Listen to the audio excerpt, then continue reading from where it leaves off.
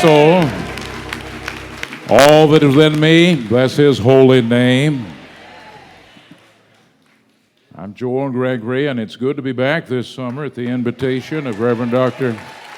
Ralph Douglas West, Sr., who's been so gracious to let me stand in for him a few Sundays. This is the 10th year, if you're keeping time, and I thank God for Dr. West's hospitality and trust to open this pulpit. Thanking him very much. And I also praise God that this month I mark the 50th year of preaching the gospel.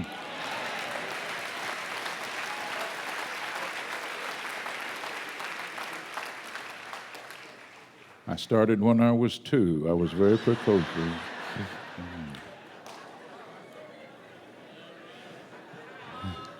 I want to thank the pastor for helping to observe that right here this month. I want you to open the Word of God with me, if you would, to the 25th Psalm, Psalm 25.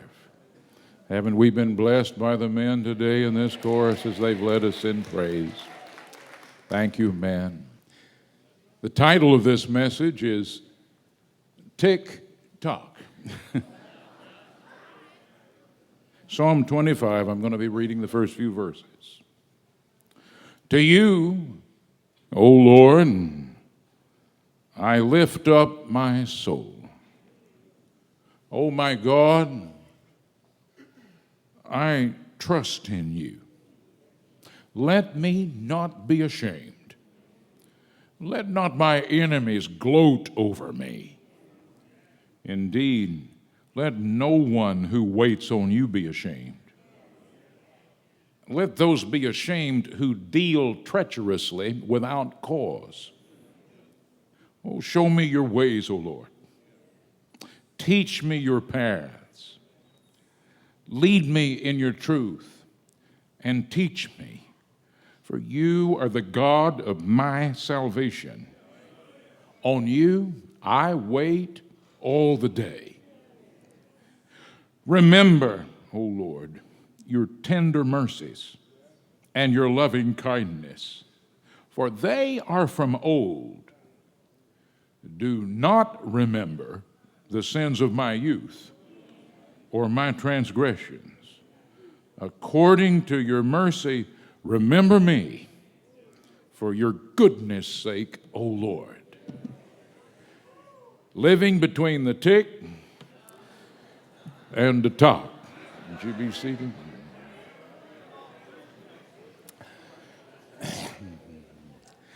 Back before there were digital clocks, some of you remember clocks actually made a noise.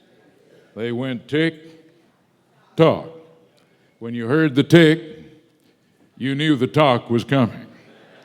In fact, some of the digital clocks do that too, just to make you think they're really a clock.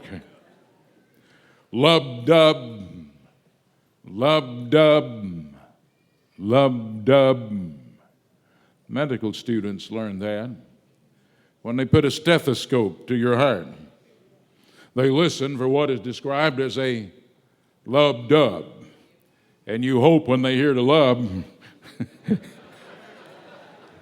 they hear the dub. Ding-dong. Some of us grew up with old-fashioned doorbells. When you heard the ding, you knew you were going to hear the dong. And I know all of this is too simple and not sophisticated enough for some of you, so let me lift it up a little bit. Every 12 hours and 25 minutes, the tides ebb, and then they flow. At a time really seen only by God himself, there's a moment when they've ebbed out as far as they go, and they start to flow back in. Or the moon waxes and wanes. Crescent moon, quarter moon, half moon, full moon, and then there's that moment when it turns around and goes the other way. Tick, tock, lub, dub, ebb, flow, wax, wane. They all have something in common. When there's one, you can anticipate the other. But you have to live sometimes in between the tick and the tock. One reason I like Psalm 25 is it is such an honest psalm along with all of the psalms. It gives you the tick and the talk of life. There's the tick. I lift my soul up, Lord. But then there's the talk. Don't let me be ashamed. But then there's the tick. Lord, I'm waiting on you. But then there's the talk. I'm surrounded with enemies. There's the tick. God, remember me. But then there's the talk. Don't remember my past sins. There's the tick. Lord, guide me. There's the talk. Sometimes I'm so lonely, I don't know where I am. The church continues to love the book of Psalms because it is an honest record of the soul of people of faith. And what they'll tell you is sometimes life has a tick and sometimes it has a tock and sometimes you're caught in between.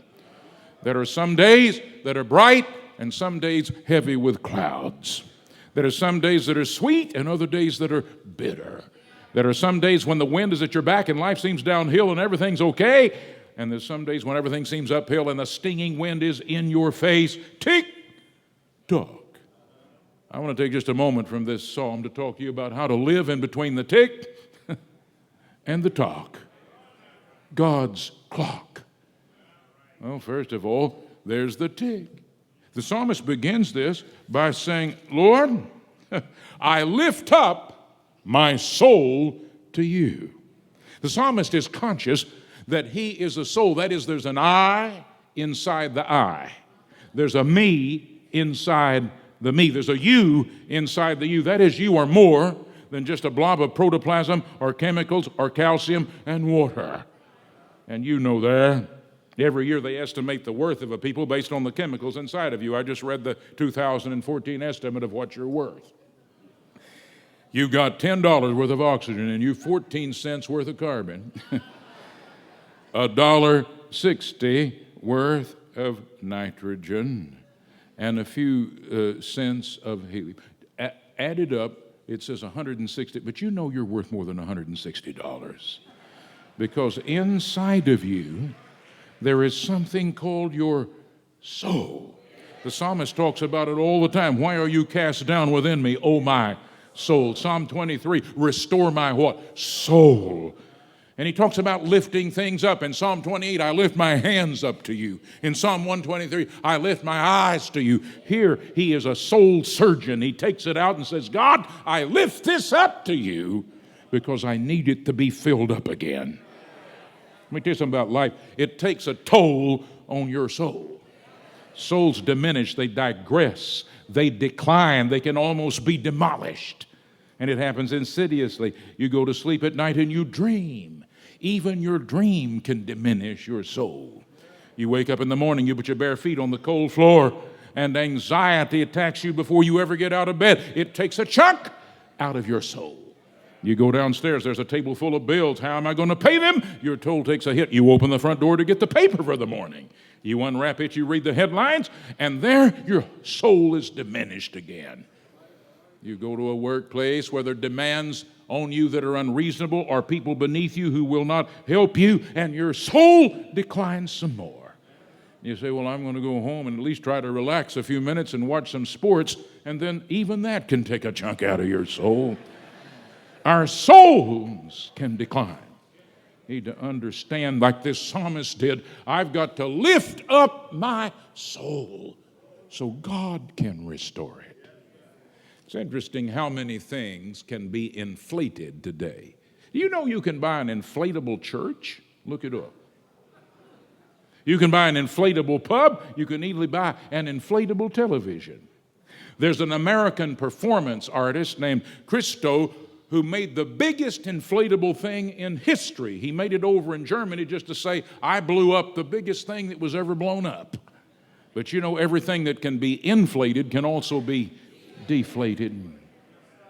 Our souls get deflated. And the psalmist begins with this tick. I'm lifting it up, Lord. Let me tell you something. You cannot restore your own soul. Nor can anybody else restore your soul other than God himself. The most complicated restoration surgery today is a face transplant. Fascinating. Brigham and Women's Hospital in Boston, Massachusetts has been transplanting faces. A man named Dallas Ween received the first one. Several others have received them. It takes the most skilled team of surgeons they can assemble to transplant a face. But I'll tell you something that no human artifice or dexterity can do. It cannot restore your soul. Only God. And let me encourage you every day to lift it up to Him and say, God, this morning, restore my soul. The psalmist begins with the tick. Restore my, I'm lifting it up, Lord. But here comes the talk. This psalmist, getting his soul restored, remembers why he needs it restored. This psalmist is surrounded by enemies. He's got a lot of haters. Look at verse 2. Let me not be ashamed. Let not my enemies triumphed over me. Even as God is restoring his soul, tick, there's a talk.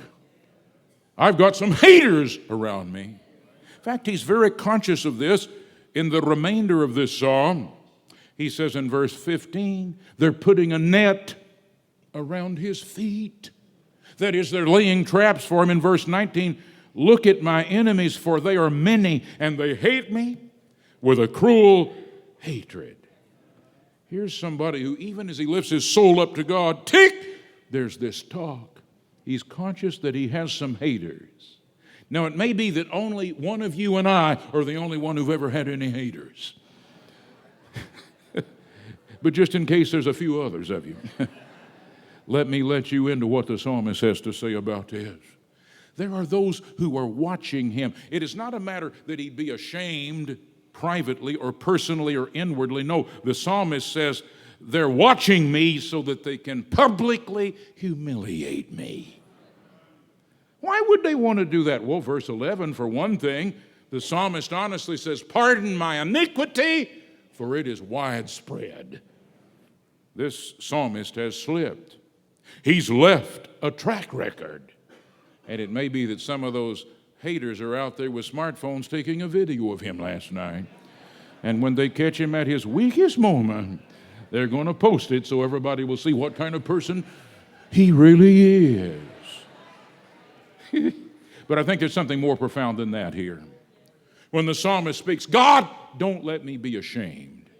What he means is, Lord, don't let unbelievers around me say God didn't come through for me. Oh, yeah, that's what he means.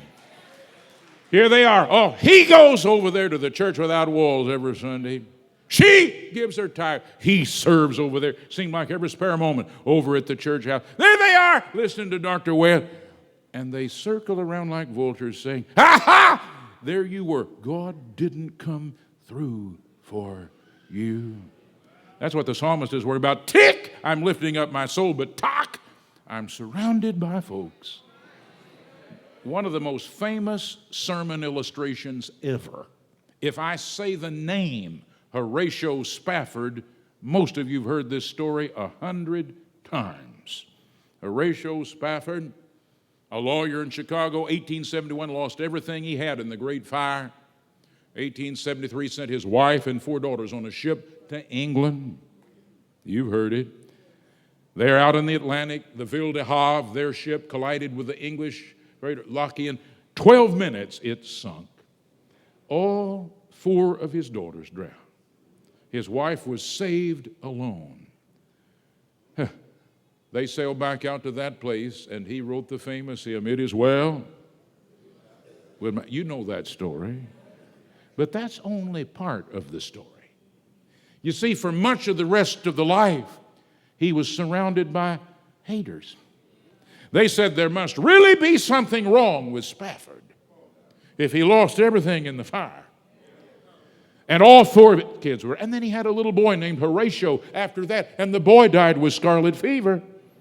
And even some people in his church began to say, wonder what's wrong with Spafford. Let me tell you worse than that.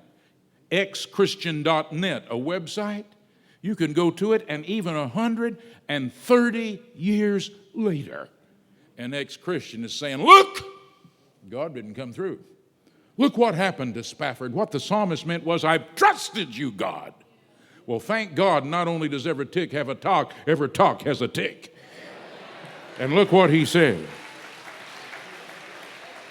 Let no one who waits on you be ashamed. Let me tell you the best thing to do with haters, be one of God's waiters.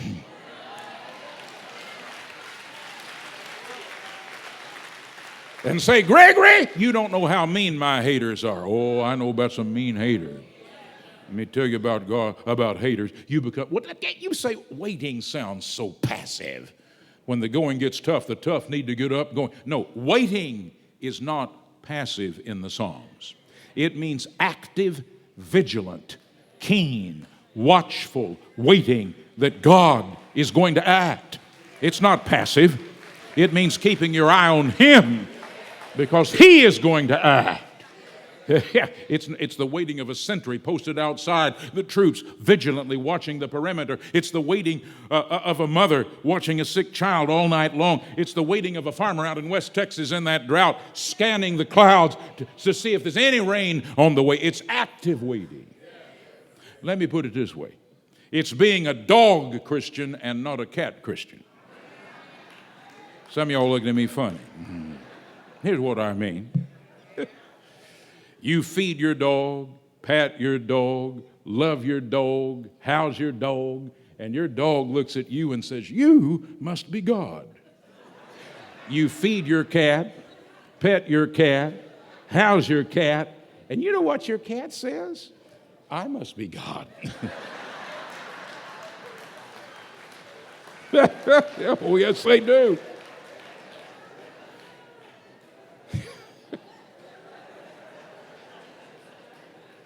That's why dogs have a master and cats would like an entourage. They can't help it.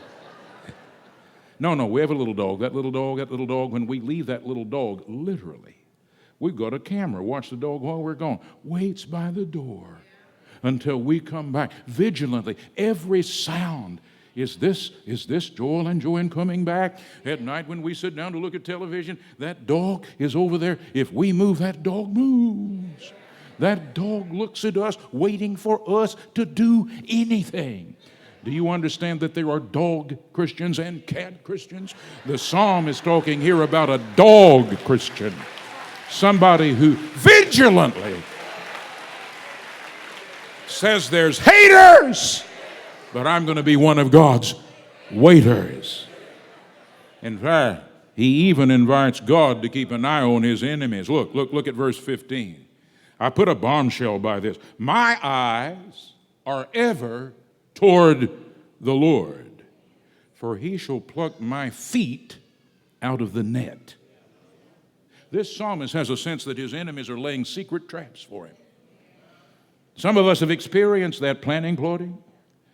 Here it is, midnight, the moonlight filtering through the leaves of the tree. You can't tell, is that a leaf or is that a net? Is that a stick or is that the trigger to a trap? I can't tell. So the psalmist says, I'm going to keep my eyes on the Lord. Now look what he says in verse 19 to the Lord. Lord, you look at my enemies.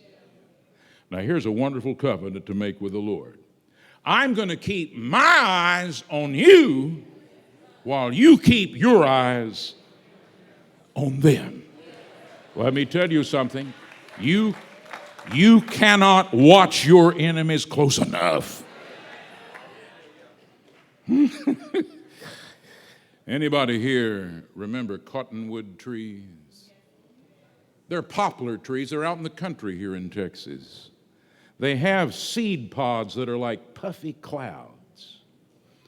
This season of the year, they blow off the tree and they carry the seed. It's like a big puffy cloud, a cotton ball. And if you ever try to reach out and catch one, it blows into 100 little ones and they go everywhere. You can't catch cottonwood. And let me tell you something, you can't catch your enemies either. Reach out and try to get them, they'll just spread out. 2.5 decades ago, 25 years ago, I had a season, an epoch, an era, a time, a spell, whatever you want to call it. where I had vindictive, vicious, venom and enemies I tried to catch up with them. That'll give you more blood pressure. They're like cottonwood. I had to learn I'm going to keep my eyes on the Lord, and the Lord will deal with them. Now, let me tell you something about that. I don't wish anybody ill. I pray for my enemies, as Jesus said, but let me tell you what God can do. God, some of them who tried to shame you, they wind up in a bunch of shame. Keep your eyes on God, He'll keep His eyes on them. Some of them have just gotten taken out. Some of the haters have gotten so old they're just too tired to hate anymore. But let me tell you something else. Let me tell you what God can do. Let me tell you what He can do for you. He can use the very people who are haters to make other people love you. Keep your eye on Him. Let Him keep His eye on them. Tick, tock. Uh-oh, here comes the talk. This is so true to life. Tick, I'm lifting up my soul. Talk, I've got some enemies. Tick, I wait on the Lord. Uh-oh, talk. Verse 11, right in the middle of this psalm, is 22 verses. It's an acrostic psalm in Hebrew. Every verse begins with a letter of the Hebrew alphabet. Aleph, Beth, Gimel, A, B, C, we would say. Right in the middle of it, the pivot of it. He remembers, oh God, for your name's sake, forgive my iniquities because they are widespread. This psalmist, when he thinks of the haters around him, says, God, I'm waiting on you, but I've got widespread sin behind me. This psalmist has left a track record. The Hebrew word literally says, my twistedness is widespread. My iPhone has one of those little apps on it that you can say, what's around me? And it'll pop up everything around you. If the psalmist had put in that, there'd be sin everywhere. He's just telling the truth. He lives between the tick and the tock. Here's my soul. I'm surrounded with enemies. I'm waiting on you, but oh God, there's not just stuff around me. There's stuff behind me. In fact, in verse 7, he looks back and he says, do not remember the sins of my youth. Literally, it means my young adulthood. The psalmist is getting older and crowding into his memories in the middle of the night. As he thinks of lifting up his soul, he thinks of the sins of the past. Sometimes I hear people testify, say, don't go where I used to go. Don't do what I used to do. Sometimes I think, yeah, you just can't get there anymore, and you couldn't do it if you did.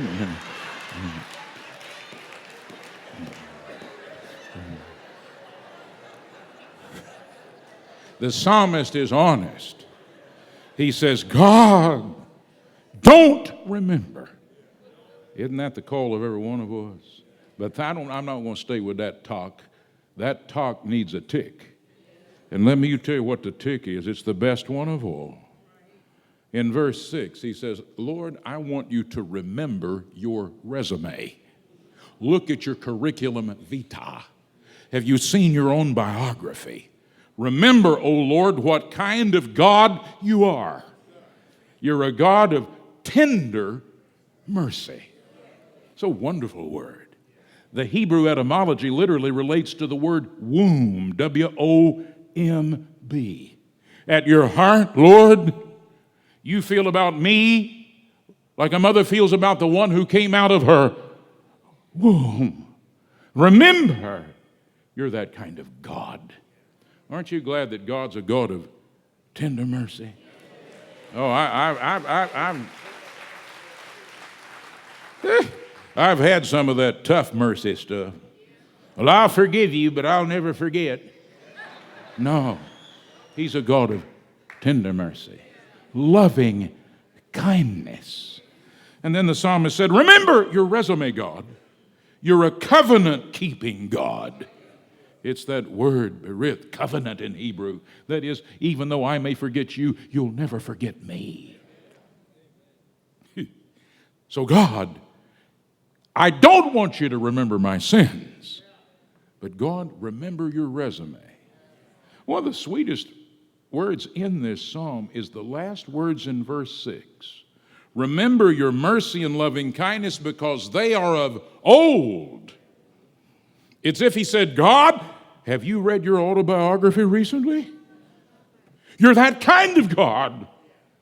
Our first parents, Adam and Eve, you told them one thing, just one thing, don't do it. And they did it anyway. Remember, God, you killed an animal and covered them. God, if you'd cover them, remember me. He's reading God's own resume. You understand? God, here's Abram. You called him out of Ur, the father of all of those who have faith. And yet when he got down to Egypt and Pharaoh cast his eye on Sarah and put her in his harem, Abraham lied. And he said, she's my sister. But then, God, you let him come back to Bethel. You took him back to the house of God. God, remember me. Oh, here's Rahab. We know what Rahab's business card said. Rahab ran a house of prostitution in a Canaanite city. Not only was she not a Jew, she was a Canaanite prostitute, the madam of the house. And yet when the Hebrew spies came to her, told her about God, she believed and wound up in Hebrews chapter 11. Do you know what the psalmist is saying? God, if you can remember a Canaanite prostitute, God, remember me. Here's David. We all know whose picture was on David's Facebook page. Bathsheba killed her husband in order to get her and cover it up, and yet God forgave him. Do you know what the psalmist is doing? He's saying, God, read your own resume. I'm pleading with you, God, forget my sins. Please don't remember them, but remember me.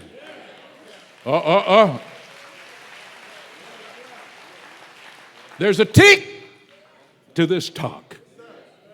Yes, verse 11 says that best of all, for your name's sake, God, pardon me. You need to drop your anchor there. He's saying, God, your very name is at stake in pardoning me. Matthew 1:21. Joseph is heartbroken because of what's happened to Mary. He doesn't know what to do. Remember what God said? No. She's going to have a baby and call his name Jesus, because he will save his people from their sins. Now, did you hear that? God's name is involved in that. Jesus. Write that on the birth certificate, Joseph, because he will save his people from their sins. If you turn to God and say, remember me, the name of his son is at stake. That's why the gospel is good news. Church, isn't that what you want at the end of the day? God, remember me. Here I am, this tiny, fragile, sinful, mortal, failing creature, living between the tick and the tock. God, remember me. When I hear a noise at night and I don't know what it means, remember me. When I'm so lonely that you could put my picture in the dictionary by the word lonely, remember me. When I'm so tempted, I shake with the temptation. God, remember me. Lord, when I'm up in the air 39,000 feet, turbulence hits a jet, and even the flight attendants begin to cry. Remember me. Lord, when I'm in some distant city all by myself, remember me. When I'm in a little pale green room waiting for a doctor to come out with a diagnosis, remember me. When all of my friends have gone, God, I need you to remember me. Oh, my mother and father are gone. They're with you. Remember me. When people walk down the other side of the street and avert their eyes, remember me. Myrtle Jackson, the great gospel singer of Chicago, said, remember me when tears are falling down. Remember me when trouble's all around. way down yonder on the Jordan, when calling the roll, remember me. I'm going to tell you, he's the kind of God who will remember you between the tick and the tock. God bless you.